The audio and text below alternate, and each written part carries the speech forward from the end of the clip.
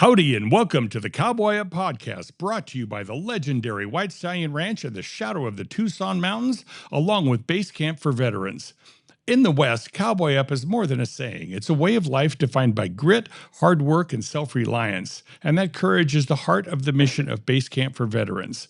This podcast is dedicated to honoring the Cowboy Up spirit. We are the only show bringing you true Western adventure and history while showcasing the profound healing that happens when our nation's heroes connect with the power of horses. Join Russell True, Deborah Plum, Theo Windish, and Stephen Clauson as we share tales from the range and powerful stories of resilience, all working towards one goal while helping everyone to cowboy up for the next chapter of their life. Welcome to our podcast, Cowboy Up Basecamp for Veterans. Of course, I'm Stephen Clauson. I'm sitting here with my co-host, Deborah Plum from Basecamp. I'm excited today. Deborah, we have a great guest. I want to thank you for putting this together. I got Liz on the phone the other night, and the two of us had one of the most enjoyable conversations I've had in a long, long time because we share a lot of things in common. So with that said, Liz, welcome to our podcast. Thank you for making the drive in. I so appreciate it. Thank you for having me. I'm really excited to dive in today, and I appreciate Deborah coordinating my being here today. Yeah, I do too. I mean, you can't always get people that are willing to come in. Some people want to come in. Like I said, you had the freedom to come in via Zoom, but you made the trek in, and I will tell you, it does make a difference. Yes. It really does. So tell us about who you are, what you do, and what got you into this. Sure. So my name is Liz Butler, and I am the owner of Barrio Performance Therapy, and I am an equine bodyworker, which is a field that I did not know existed until a few years ago. I didn't know horses could have bodyworkers.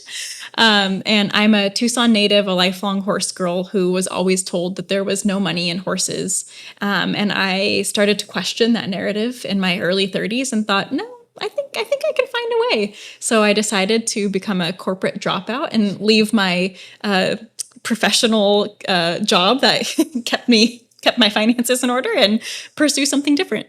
And I have to give a little Tucson small story moment here because I met Liz because I won a session with Liz. I bid on it at a silent auction. I think it was at Trot, the Trot Gala.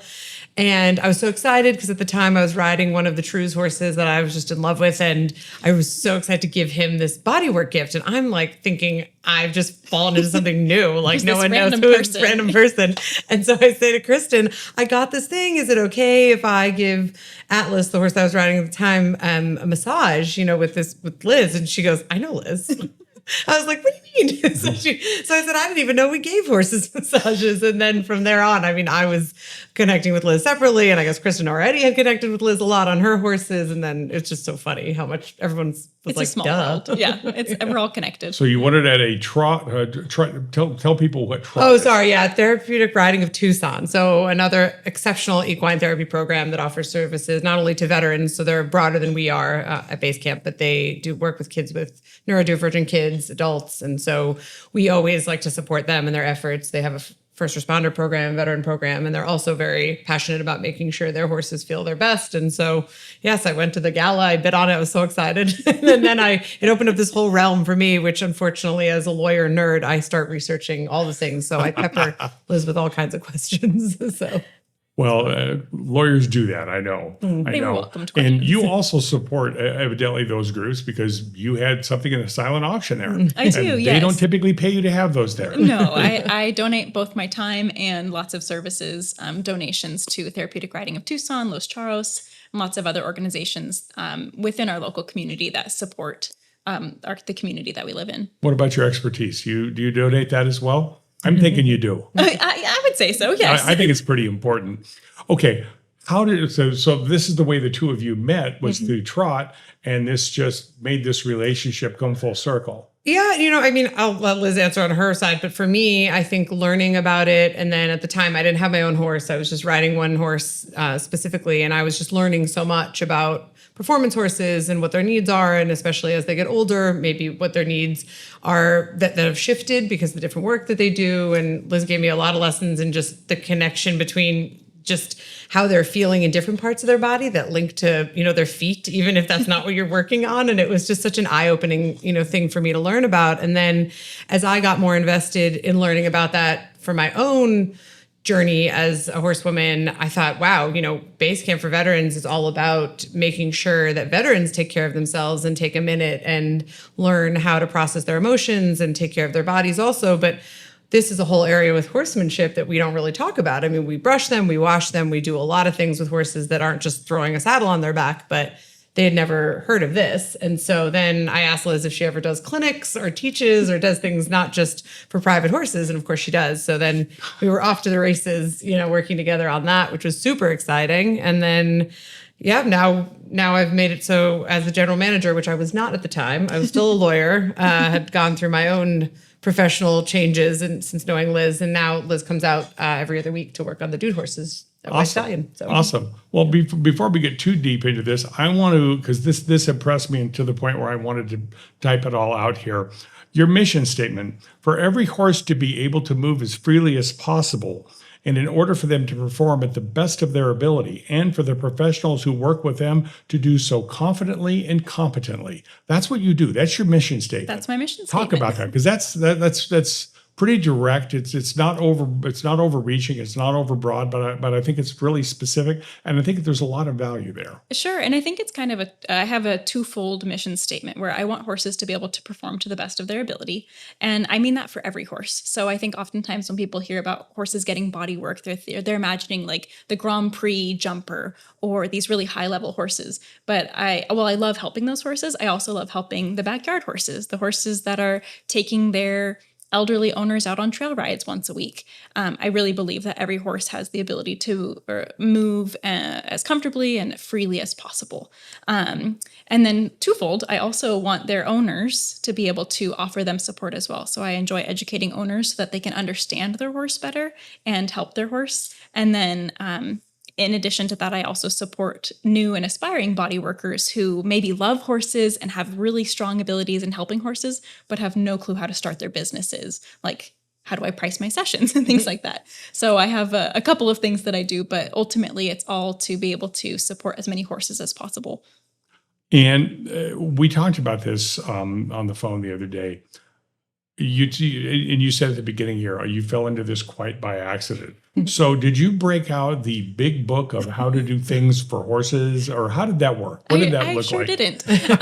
No, so I was working in corporate America. I was an operations manager for a very large corporation and managing locations across the globe, and loved it. I really enjoyed what I did. I like organization and I like processes, I like finding the most efficient way to do things. But it just wasn't tickling my fancy, and in the way that it wasn't something that I was necessarily passionate about. So I'd been looking for a way to work with horses full time. And my whole life I'd been told there's no money in horses. Mm-hmm. And I grew up a horse girl. I wanted to make money in horses, but everyone said, go get a real job. So that's what I was doing. I was working a real job. Well, my father-in-law broke his femur, and it was the type of fracture that it was not healing. So he was in wheelchair and on crutches for a very long period of time. And at a certain point, the doctors said, hey, you can't have a broken leg forever. We got to cut your leg. We're going to have to amputate. And he said, no, we will not be doing that. Really? What are my alternatives? Right. And they said, I don't know. That's kind of your only option unless we start seeing some bone regrowth. So he took it upon himself to do some research and found PEMF therapy, pulsed electromagnetic field therapy, and bought a machine and started applying it to himself. And lo and behold, his next doctor's visit, they're like, what the heck? Your bone is growing back together. What have you done? And he's like, I bought this machine. And his traditional doctors were like, I wouldn't waste your money on that. And he's like, I think I will. So it's a very long story to say that's how I was first introduced to PEMF therapy. I was like, this is a thing that actually works, because I'd seen it. People use it on horses at shows and rodeos. And I'm like, these people wasting their money. They're spending, $50 to put this thing on their horses. It's not doing anything. But I had never actually taken the time to challenge my own thoughts and be like, I should look that up. I should research it. But having this personal exposure to it with my father-in-law and seeing how it changed his life, I was like, okay, I'm in. So I started using his machine on my horses, who had a couple of different issues at the time, and saw a world of difference. And I was like, this is it. I'm hooked. This is what I want to do. And from there, the desire to learn more just never ended. So I continued adding on additional certifications and additional education, and continue to do so to learn as much as I can about the horse's body and how we can help them heal. Okay, now I'm going to ask you to step back for just a second. and say what PEM is slowly, and then explain, because you explained it to me. I mean, I feel like I've got at least a 5th grade education, and I had never heard of it. Yes, well, it's becoming more and more mainstream. So it's PEMF, pulsed electromagnetic field therapy. And what it does is it is a cellular stimulant. So what we're doing is we're taking pulsed energy of magnetic fields and sending it into whatever we're working on: a human, a horse, a dog, a cat. It can be used on any type of animal. I've seen people use it on chickens. Love their chicken. Yeah, people love their chickens. I don't blame them. So what that does, this pulsed electromagnetic energy, is a cellular stimulant. So it's going in and it's sort of shaking up the cells in the body and saying, hey, buddy, I know you're feeling a little sluggish. You're feeling a little inflamed. You're feeling a little tired. Here's some energy. Let me help you perk yourself up so you can do what you need to do. So the therapy itself is not necessarily fixing the body, but it is giving the body the energy to fix itself.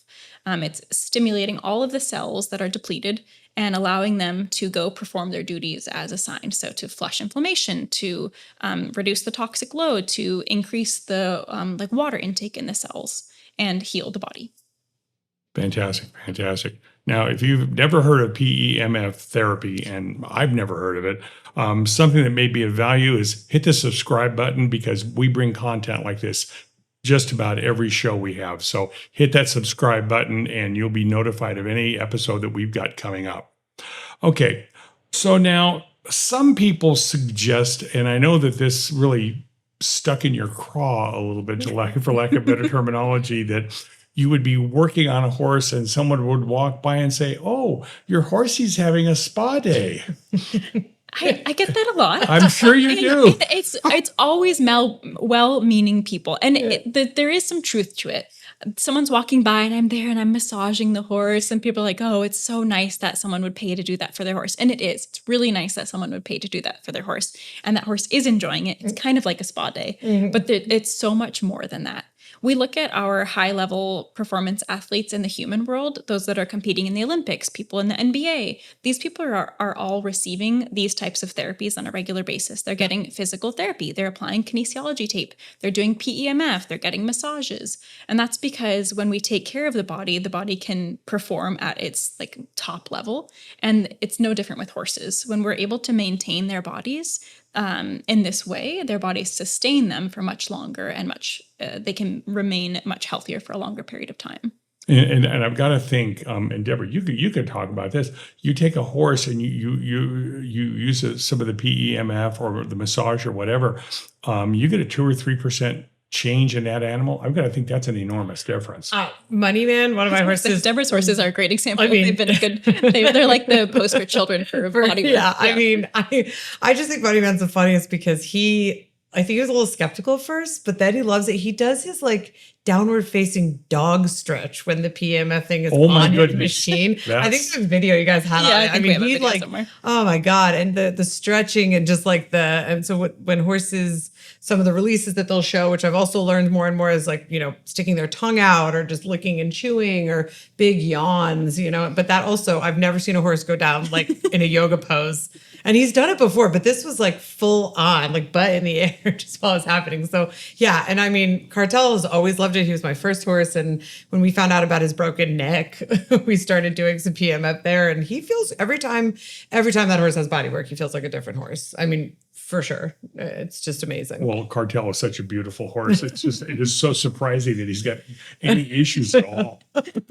Okay. So when you're doing this work, on the horse, is there any necessarily big benefit to the rider, or is it just completely reserved to the horse? It can absolutely benefit the rider. And I think that applies for both a novice rider or a top level rider.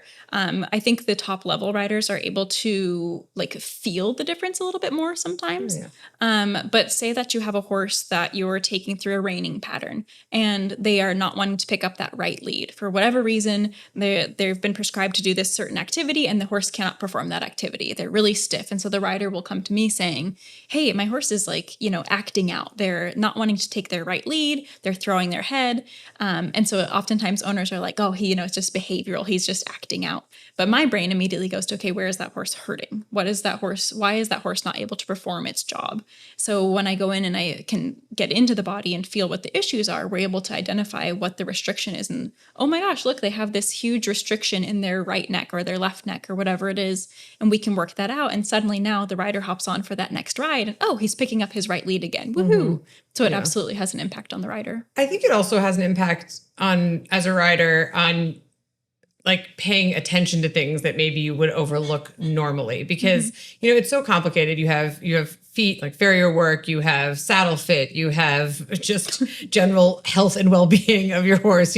Every day seems like a journey. But, I think when I started kind of talking to Liz and learning a little bit more about different areas or like parts of the body that I didn't even know the names for, I suddenly, as a rider, can think a little bit more critically about, like that feels weird, but maybe it's not his left front, maybe it's his right hind. And I'm learning that more just from hearing her talk, just paying a little bit more attention to those things. And I think if you take it as an opportunity to learn about your horse, it's invaluable. Yeah. So. Well, we were talking about this the other day with you'll take a shoe that maybe is Liz. This is what Liz said. You take a shoe that's maybe a 15 and a half hand horse, change one shoe by 2 millimeters, and all the difference in the world. Yeah, it's like me wearing a high heel and a flip flop. Sure. I can do it. I can walk, but after some time, my hips are going to be out of alignment. One butt cheek is going to be really sore. My shoulders are going to hurt, and it's for our horses. It can be, like you said, just a millimeter or two can have that impact through their whole body. For sure. Okay, so give me a couple of examples, please, of changes you've seen on a basic horse and athletic horse. Sure. The one that comes to mind right now is because it is the most recent to me is I have a rider that I work with who has been selected to represent the United States of America at a big competition in Germany. She actually just flew there this week. I saw that her and her horse arrived safely. And this horse, he's obviously a very high level competition. He's a dressage horse. And she contacted me a couple of weeks ago and she was like, hey, Iceman something is weird in his hind end. This doesn't feel normal. Something is abnormal.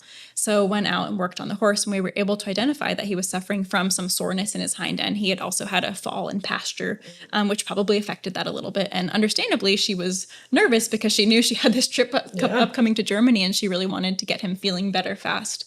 So I went out there a few times before she left and we were able to get that horse feeling more comfortable and more sound before he traveled across the world to go compete. And it was really neat to see him go from not performing to the best of his ability to being back to his like normal self and give the rider the confidence to know that he would be able to compete to the best of his ability once they arrived. Now, as you know, I'm a retired chiropractor, and so much of the information I got from how I was going to help my patient was based on my palpation skills and my subjective, objective, information that I was able to gather. Is that, obviously subjective and objective is really not, you can get some some objective, but not a lot of subjective because the horse is not going to talk to you.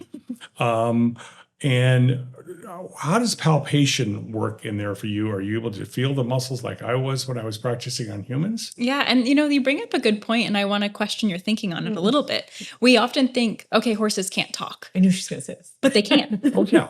So there's so much subtlety that we learn through being horsewomen and through body work especially, to be able to read the small signs of communication with a horse. So in the way that they move, in the way that they move their eyes slightly, in the way that they adjust their body positions, the horse can tell me a lot by observing them.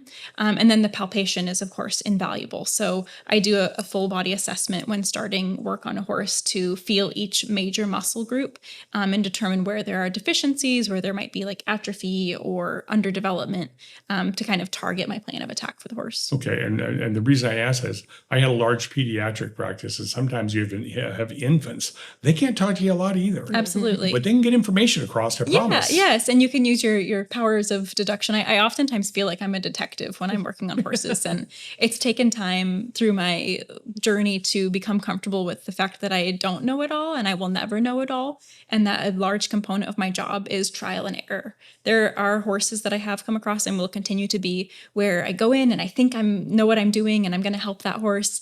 And then the owner reports, I didn't feel a change. Nothing. The horse feels the same. Okay, now I know I'm informed that I need to change my approach the next time. So there is quite a bit of trial and error to figure out what works for each individual animal.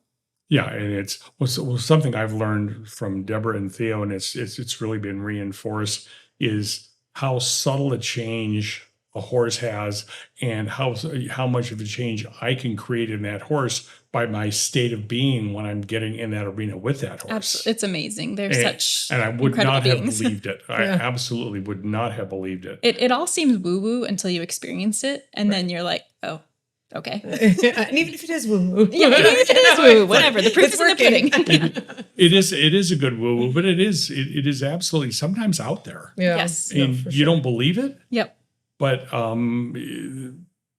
these horses are huge, and they're very, very complex beings. Yeah.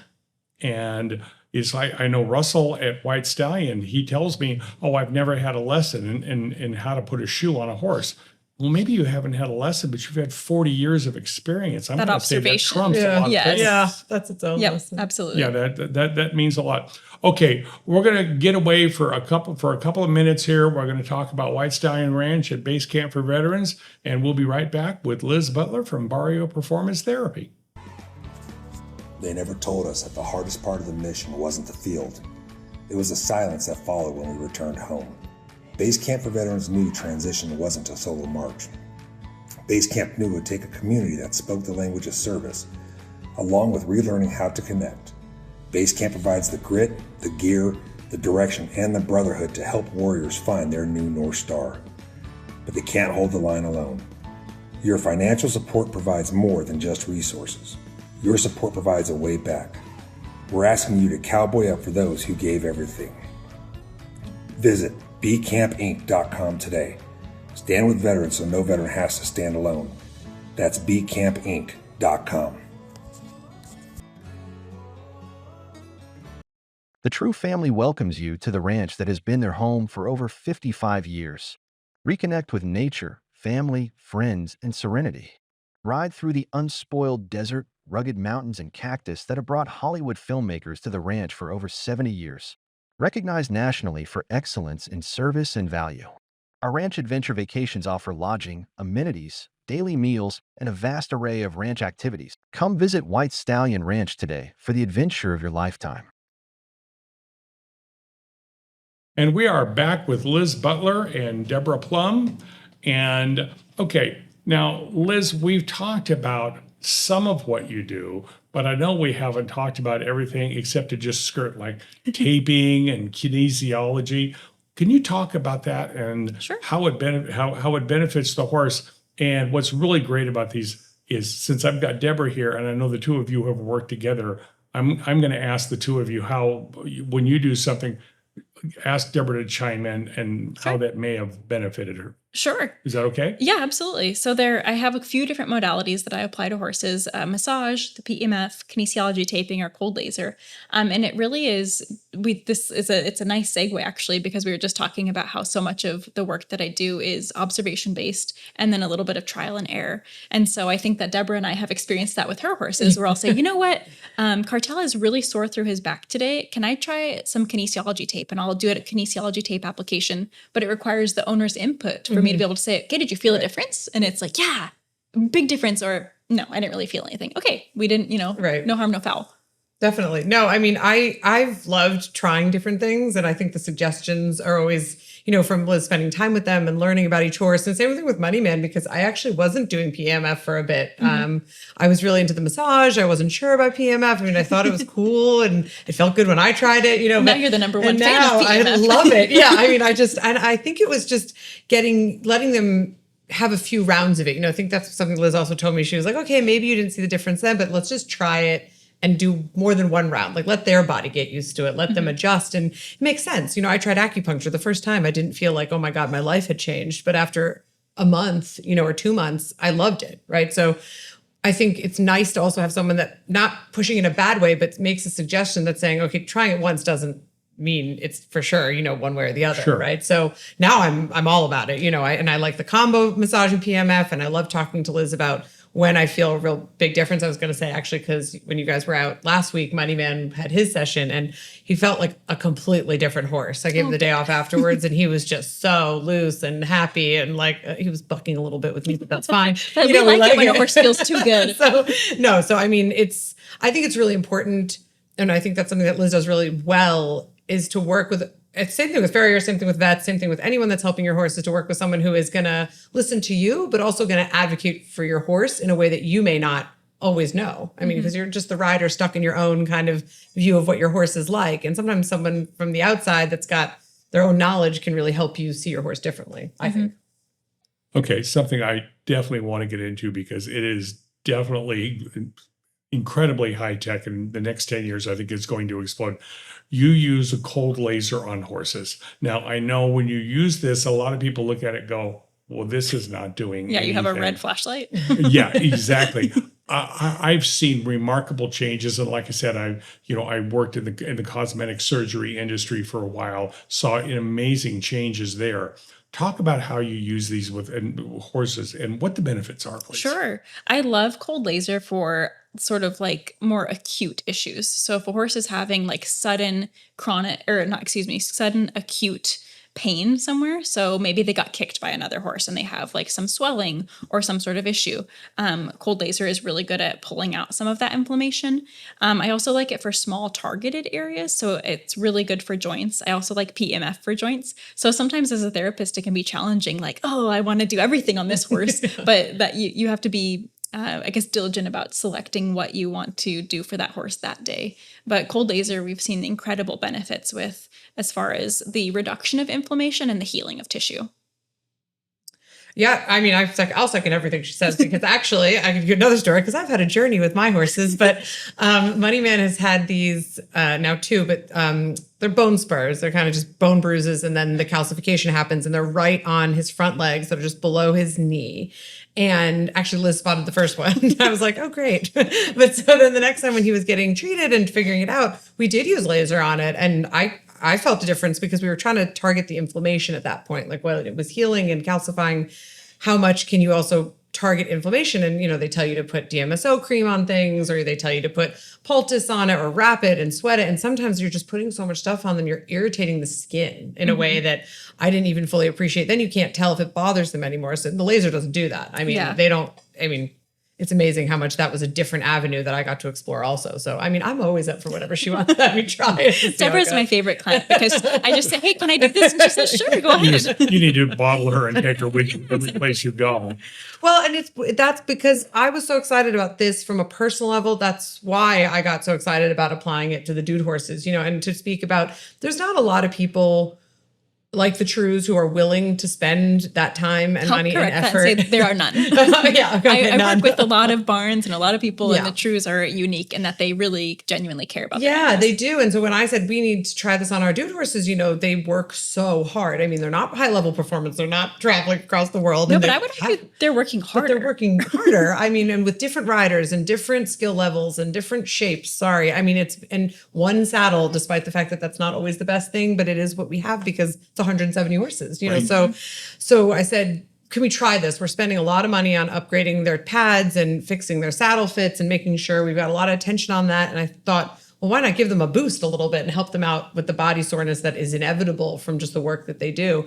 And the fact that the Trues are willing to do it, but also that Liz, who's got expertise in so many areas, is willing to do that, I think is very telling about the people that I get to work with. Because, there are people I've met in this industry that sort of say, I only work on performance horses. And you're like, okay. So, every horse deserves care. Yeah. So one of my favorite quotes ever is from Lieutenant General Colin Powell, who said, don't just do something, stand there. Basically, sometimes you've got to slow down to speed up. How do you approach an animal? How do you determine what the animal needs and what you're going to do? Yeah, that part I think I was slower to learn. Okay. I think as a new therapist, you're like, yeah, you got your toolkit, you got all your things, and you're like, yep, I'm gonna go. You go and you start working on horses, and then over time, each horse teaches you something, and you realize that you have to slow down and pay attention, and that comes back to that period of observation. And I like that quote because it's the opposite of what we think it should be. Right. But it does require being an equine therapist does require you to slow down and really observe and see what that horse is presenting with today, because maybe it's a horse that you work on regularly. Like I see Deborah's horses at least once a month, but maybe they come to me and instead of going in with assumptions of like, oh, he's always sore in his back, or oh, he always is this, being able to say, okay, what horse do I have in front of me today? And I'm going to treat this horse rather than making assumptions. I was just going to say, I don't think Moneyman is the same horse every day, is he? Oh, no. Not when you ride him either. Okay. And that's something you have to learn as a rider, too. Which version Which version, yeah. Which version am I? Which version is the horse? But yeah, no, he's Moneyman 2.0 or Moneyman 2.3 or whatever the case may be. usually. Yeah. And those things matter. I mean, I remember when I was doing my work with humans, it was the same thing. Yeah, exactly. Yeah. The body is going to be different on different days. Okay, now, is what you do a preventative approach? Is it a curative approach? And I know you don't want to get into the curative word because that can get sketchy. Sure. I'll say the answer to that question is yes, it's everything. Okay. So the work that I do is, ideally, the work that I do would be preventative. We would have owners that call me before there's an issue so that we can ensure that their horse's body is moving optimally so that we are preventing injury down the road. It is usually the opposite. I'm usually getting calls from clients saying, my horse is not picking up the right lead, that example we talked about earlier, or my horse feels really stiff through his hind end. And so then I'm coming in and we're sort of having to work backwards. We're having to unwind either that trauma or that chronic issue and get to a place of balance where then we can maintain moving forward. So bodywork has the ability to do both. We can help support the body in recovery from whatever issue is present, or we can help support the body from not getting injured or having issues in the future. Okay. And I want to be clear that I heard this. This work is not just for elite horses. It's for pleasure, horses that you ride for pleasure, which, as we said earlier, it helps the horse and the rider. And I think that's kind of where bringing more of the pleasure into it, which is why we ride horses. Yeah, exactly. I have mini horses that I work on that are not ridden. They are just someone's family pet. I have mini horses that, I work on, and then I have these high-level horses that are on a plane right now across to Germany. Every horse deserves the chance to have their body feel as comfortable as it can. And I want to talk about being on the plane because what are we talking about? A 20-hour flight, something at least. Like that? And this poor horse ended up getting stuck somewhere for a while, and yeah. And they're standing the entire time. They're standing the entire time, which horses are designed to stand. Sure. But it does take a lot of wear and tear on the body. You can imagine if you've ever stood on public transit, as you're on a bus, you're slowly swaying back and forth. So you're engaging, relaxing. And that's the same for our horses when they're being trailered or on an airplane. You are contracting the muscles constantly for that 20 or 30 or 40 hour period.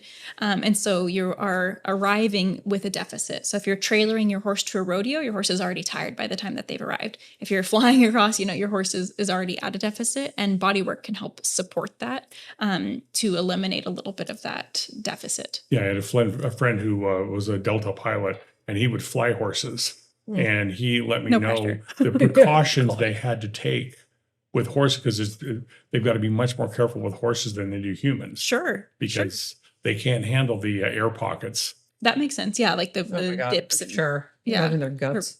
Turbulence. Yeah. I personally love the air pockets. My wife, not so much, but I love either. them. They just excite me to no end. I used to like them a lot. And then suddenly, I think it's an age thing. You're suddenly like, oh no. Your brain goes a little different. Yeah. Okay. Now I'd like to talk specifically about your work with Basecamp. Do you work with the Basecamp Mustangs at all?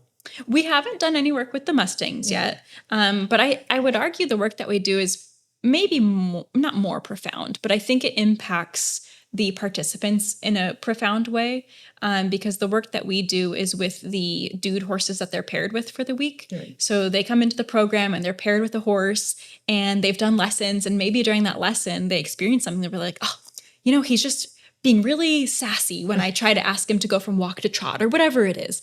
And then they're assigned with that same horse when I come in and I teach them how to analyze and understand the horse's body better, and they're able to go in and be like, oh, you know what, he has a little bit of back soreness today, maybe that's why he feels a little like goofy when he's transitioning from walk to trot. And I think it gives them a really deep appreciation for the horses that they're working with. Oh, 100%. And I have a really good story about that because, first of all, I think the Mustangs would probably freak if you tried. So we're going to table that for another time. Can you imagine if you rolled up with, we'll add that to 2027 I think that's probably a pretty rolled good up with the call. PMF machine, but no. So, and I can say this because Matt Reeser, who was on the podcast, who is just so involved in BCI since, and a wonderful example of a real success story for us because he's just blossomed in so many incredible ways. But I remember he was assigned Bison, who is a big sort of dappley gray, and intentionally assigned because he's a good beginner / advanced beginner horse. And so he can meet you at your level and he'll go as slow as you need and he's not going to take off on you. And so then they mistake it for stubborn, right? They think, oh, he's being stubborn. And usually it's because their cues aren't right or they have to learn something. And, veterans are really good at knowing about their injuries, which in a lot of ways, they'll say, well, today I'm struggling with X, Y, and Z, or they're good at it with us in our program. But they don't always think about that from the horse's perspective. And I remember Bison did a session, Matt, it was one of our first times working with Liz, and Bison was just so stoic at first, but then when you kind of got to massaging his hind end, he just gave it up. I mean, and he was just gnawing on the lead rope, and Matt was amazed, at what was going on because the horse was just different, and who knows, he hurt himself, he's out in the pasture. And then the next day, their lesson was different.